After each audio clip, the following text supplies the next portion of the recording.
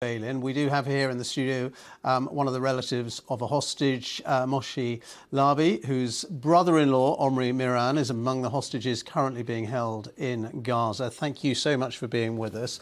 And what is your reaction to this news that we finally, at last, have this agreement, not just for a ceasefire, but for the hostages to be released?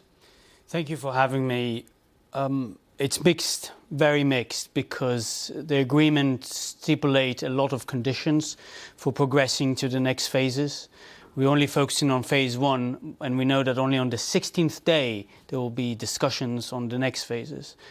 My brother-in-law, Omri, is 47 years old, is not within the categories included in the phase one. At least phase not. One is women, children, and so on, isn't it? And elderly, yes. And elderly. And some humanitarian cases. We assert, many families of hostages assert, that all the hostages right now, on day 467, are a humanitarian case. They've been subject to torture, deprivation of food, water, sanitation, sunlight, subject to sexual violence and violence generally. We're just looking at pictures of your brother-in-law. Do you have any information at all on his status? I wish I could say yes, but the last we know is from late April. Hamas released a psychological warfare video featuring him. He looked unwell, but we were relieved to see he's alive. We don't have any more news about him because Hamas refuses the ICRC or the other bodies to visit the hostages. But we have no reason to believe he's not alive until we've been told otherwise. How do you know how he was taken, where he was taken? Yes, he was taken from his home in Kibbutz Nachal Oz in front of my sister Lisha and my two baby nieces, Roni and Alma. They were all held captive for hours in the kibbutz. At some point that afternoon at 1:30 p.m. and mind you, the attack started at 6:29 a.m. Omri was separated from them. He was taken hostage, driven away with other members of the kibbutz. And luckily, my sister and the nieces were rescued later on that day. But we haven't heard from him ever since. You and the hostage families have been campaigning, obviously, for an agreement for the release of the hostages. Are you angry with your Israeli government, Mr. Netanyahu, the Israeli Prime Minister, that not more has been done to actually get the hostages released? I'm frustrated with so many bodies, including my own elected officials. My sister met the Prime Minister yesterday with other representatives of the hostages' families, and she stressed to him, it's about time we prioritise the hostages. It's about time we sanctify life. We can't leave anybody behind. And in a way, this agreement, we are leaving some behind to possibly being released later on. I'm angry with how we conducted the negotiations. I'm angry with the international community for allowing this to last for so long, for not pressuring Qatar, Turkey, Iran, nefarious actors that sponsor Hamas. Angry with the lack of action and lack of solidarity I saw from the worldwide community over the past 15 months. But I'm here in London for a reason, to meet policymakers here tomorrow, to meet the wider public as well. We're going to keep advocating for Omri and for every hostage until everyone is home. And we're going to hold our government accountable, hopefully with a national inquiry committee that will make sure that whatever has failed before October 7th and ever since will be examined. And then they'll come to elections and we'll see how we see with the results of the inquiry. And does it frustrate you that when you heard Joe Biden there saying this was pretty much exactly the hostage release deal that he proposed way back in May, and it's taken all those months to get it actually agreed? Yeah, I mean, you laid it out perfectly. It's frustrating. I understand things change.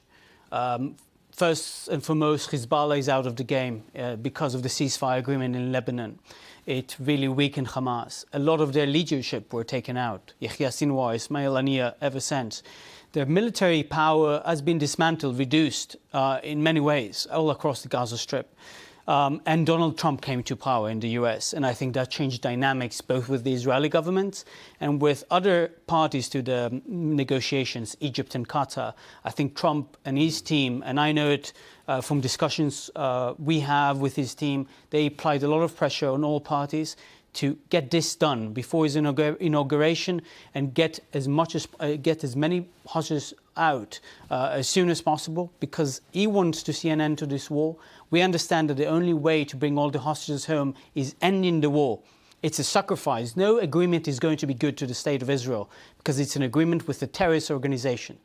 But at the end of the day, we achieved so much, and we now need to focus on rebuilding our communities, rehabilitating the hostages, and also allowing the reconstruction of Gaza, because they are going to stay our neighbors in the long term.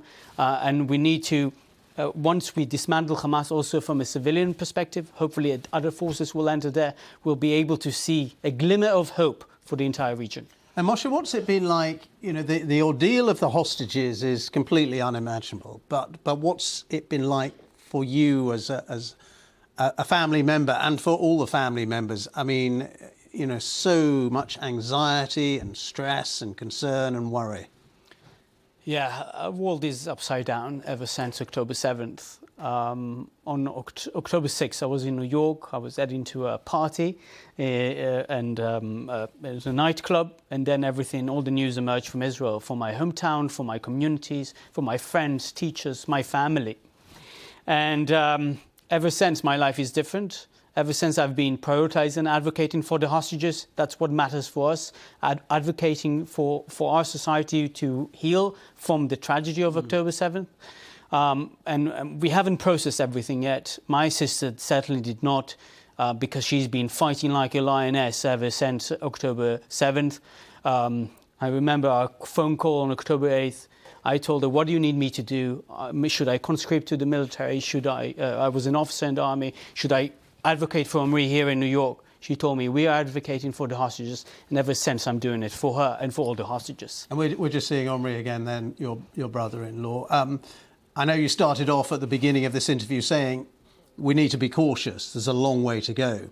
But having said that, is there some cause for you and all the relatives to celebrate today that at last there does appear to be an agreement with very specific timelines for the release of the hostages?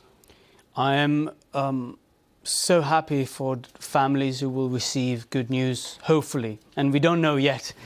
War is a kingdom of uncertainty, and we don't know what is going to change on the battlefield in the next second. I'm so relieved that some hostages will be released, but I will not celebrate until the last hostage is home, until those who are alive will be rehabilitated, and those who were murdered in captivity or taken after they were murdered will be buried in the land of Israel. That's my mission. Well, Moshe Lavi, we do hope you get good news very soon, of course. The brother-in-law of Omri Miran, who is among the hostages being held in Gaza. Many thanks for being with us on BBC News. Thank you. Thank you.